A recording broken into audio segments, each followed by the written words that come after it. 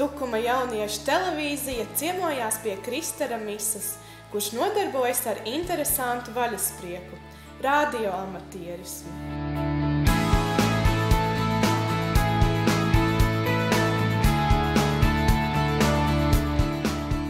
Mani sauc Kristers Misa, man ir 15 gadi un es mācos Tukuma Ernsts Biežnieku Upišu 1. pamatskolā 9. klasē.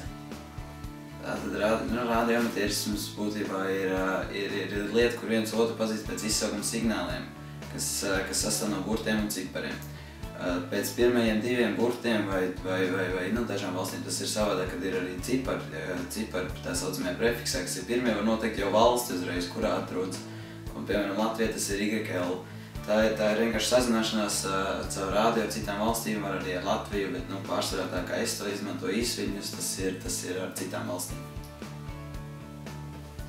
Ar radioamatierismu nodarbojos jau kopš 2010. gada, kad vienkārši gāju 5. klasē un skolā ieraudzīju skolā radio klubā aparatūru un piegāju paprasīt skolotājiem, kas tas tāds ir. Viņš man pasauc iekšā radioistabā un pastāstīja, visu paskaidroja par to.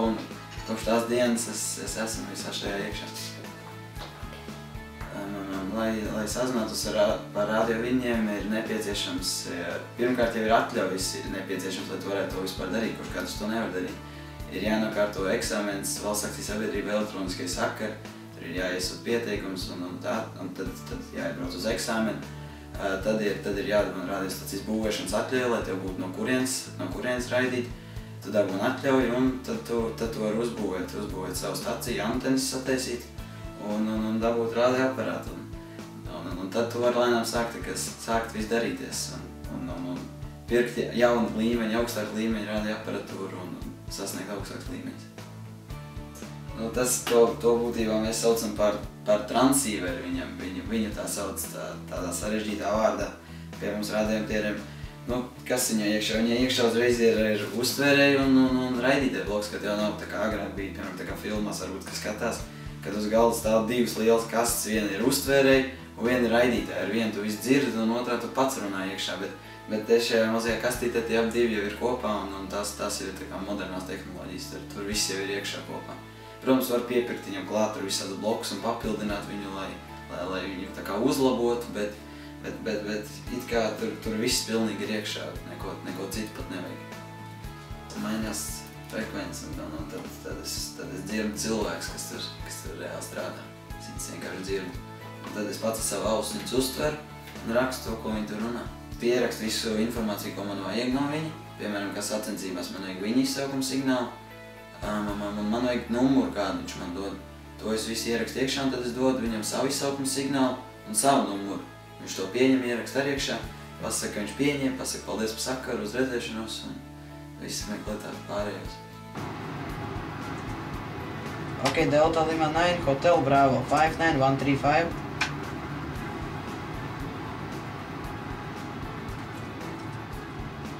Būtībā es to varu darīt, katru dienu ir tā sanācis, kad ir mēnesis no vietas, katru dienu es vismaz vienu sakaru uztaisījis, tā ir sanācis. Piemēram, šodien arī es atnācu mājās no skolas, es piesēdos un tur paklausījos un dzirdēju latviešu. Es vienkārši parunājos ar viņiem, neko citu, nekādām citām valstīm necentos strādāt, jo tad man būtu jāslēdz iekšā tur dators, jāvar visas programmas vaļā, kur to visu pierakstīt.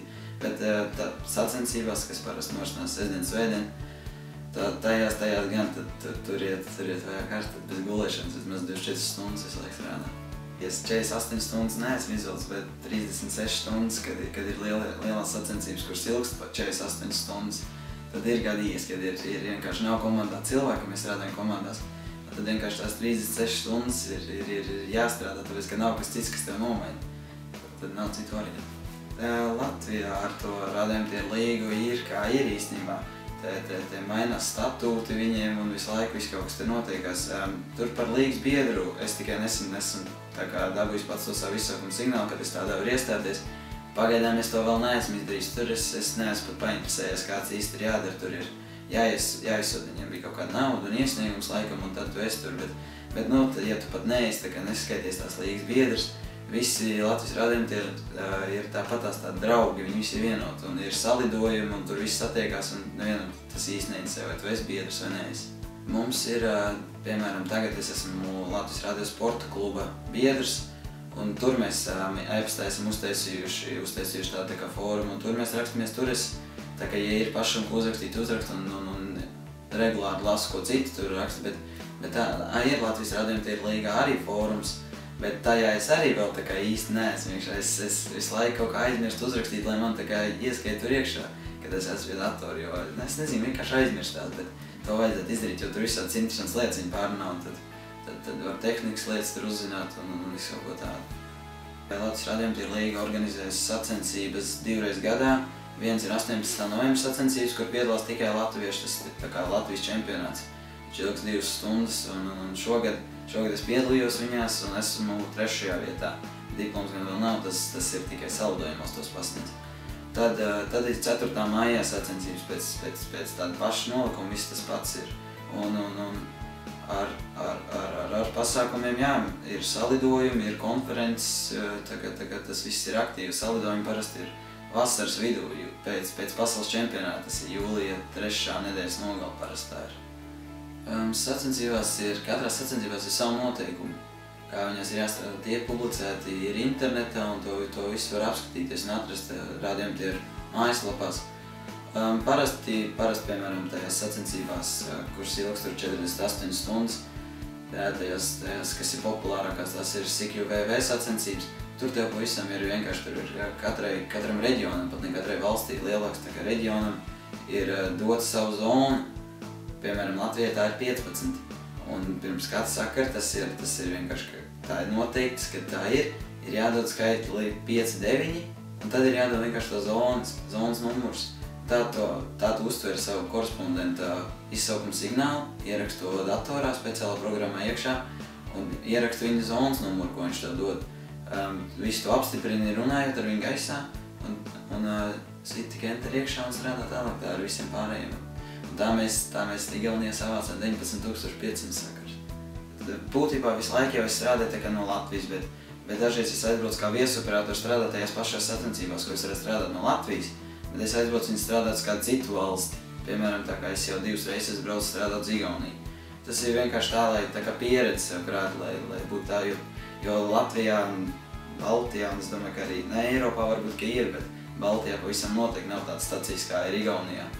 Tā vienkārši stacija ir vienkārši briesmīgi, viņa ir tik ļoti laba, tur ir tāds antenas, un tāpēc es braucu vienkārši turien, lai iegūtu pieredzi. Uz citām valstīm gan es vēl pagaidām neesmu bijis, bet bija tā kā saņemts uzaicinājums uz Zviedriju braukt. Pagaidām izstāst, ka uz šito gadu tas tomēr būs jāceļ, jo es pats tā kā pārāk ilgi vilku to garumā, jo nezināju, kā būs mana nauda, vai es varēšu tikt vai ne. Vakar es tieši uzrakstīju tam Zviedram, viņš teica, ka pagaidām viņi jau visus operators ir salasījuši, ko vajadzēja, bet viņš teica, ja kāds izskatīs ārā, uzreiz man pados ziņu, tad iespējams, ka tās sacensības sakal braukšu uz Igauniju strādāt. Katrs, kas piedalās sacensībās rādījām tiesmā, viņš var strādāt no mājām, viņam nekur nav jābrauc. Viņš mājās visu uztais un strādā, bet es vienkārši, kad braucu uz citām valstīm, tas ir tikai tāpēc, lai strādātu no labākas pozīcijas. Ir pa sacensībām mums dod diplomus un ir tādi dēlīši, tā kā trofejas, tas viss ir, jā, te ir par Baltijas sacensībām, tur ir 3. vieta Latvijā un 12. Baltijā. Un man ir vēl divi tāds tā kā trofejas dēlīši no Baltijas sacensībām, kur ir jauniešu čempions. Bet tās ir man tikai par 11. un 12. gadu. 13. gada būs visticamāk atnāk šajā maijā, jo viņi tiesā veselu gadu sacensības. Jo piesakās ļoti daudz dalībnieku, un kamēr iztiesā katram rezultāts. Ja, piemēram, Baltijas sacensībās katram ir tuvu pie 200 sakaru, un lai viņas visi iztiesātu, paiet labs laiciņš. Ir latviešiem speciāli tāda frekvence, kur visi parasti satiekās un runājās. Viņš var tādi sēdēt varbūt tās frekvences un visu laiku braukt man saukt, bet es jau nezinu, ka viņš man tur sauc. Parasti tad ir noteikti laiki, kad mēs latvieši visi satiekamies un parunājamies, tad arī viens par otram parasti uzdod jautājumus, ko grib parunāties. Ir jāievēro rādījumi tie reglaments. Tur ir speciāls lietas, ko drīkst un ko nedrīkst. Piemēram, reliģiskas lietas nedrīkst apspriest par rādio un tādas lietas, kas aizskar, tur, piemēram, var aizskart cilvēku un tādas rupjības nedrīkst nekādas runāt, jo par to tev var uzlikt tur sodu, atņemt licenzi un tu vispār vairs var nekad nestrādāt gaisā. bet tā parasti ikdienas sakarā tas ir novērtēt tavu signālu stiprumu, kā tev dzird, cik labi vai cik slikti, iedot savu vārdu, pilsētu un varbūt pastāst nedaudz par aparatūru.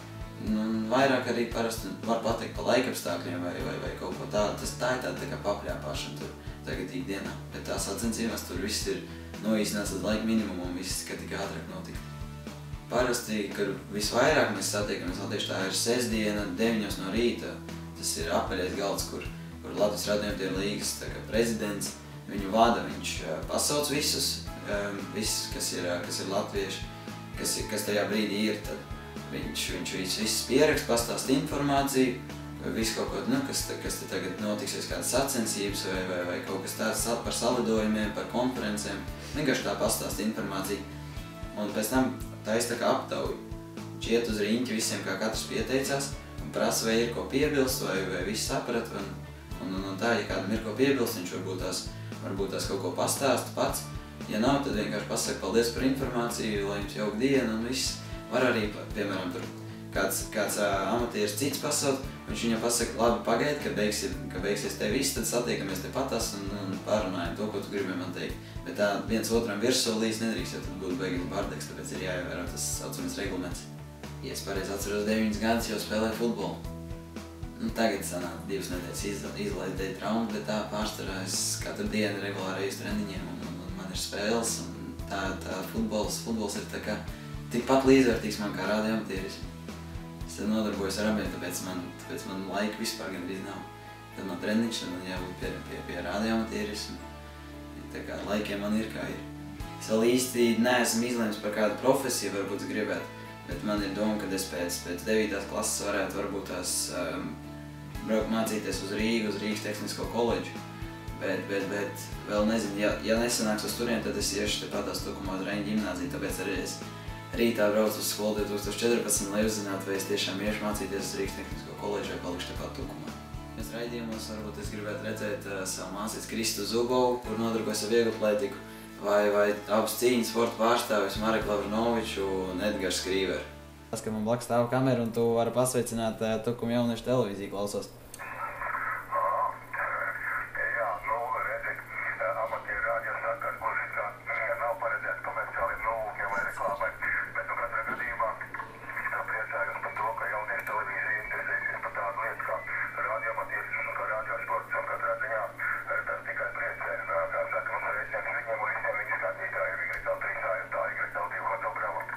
Jā, Kārli, es zinu to visu, jā, bet šoreiz es pieļauju nelielu izņēmumu un tāpēc tā ir. Labi, paldies, ka palīdzēji paldies par sakaru, te jau tiksimies rītā skolā, lai tev jauks vakars un 7-3 YL2 Hotel Bravo, YL3 AIT.